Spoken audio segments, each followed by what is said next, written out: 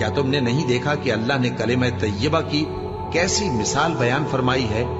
وہ ایسی ہے جیسے پاکیزہ درخت جس کی جڑ مضبوط ہو اور شاخیں آسمان میں پھیلی ہو. وہ اپنے پروردگار کے حکم سے ہر موقع پر پھل لاتا ہو.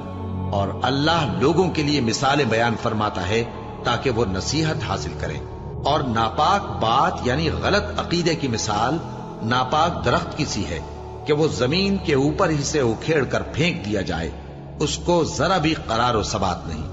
اللہ مومنوں کے دلوں کو صحیح اور پکی بات سے دنیا کی زندگی میں بھی مضبوط رکھتا ہے اور آخرت میں بھی رکھے گا. اور اللہ بے انصافوں کو گمراہ کر دیتا ہے اور اللہ جو چاہتا ہے کرتا ہے. کیا تم نے ان لوگوں کو نہیں دیکھا جنہوں نے اللہ کے احسان کو ناشکری سے بدل دیا اور اپنی قوم کو تباہی کے گھر میں لا اتارا، یعنی دوزخ میں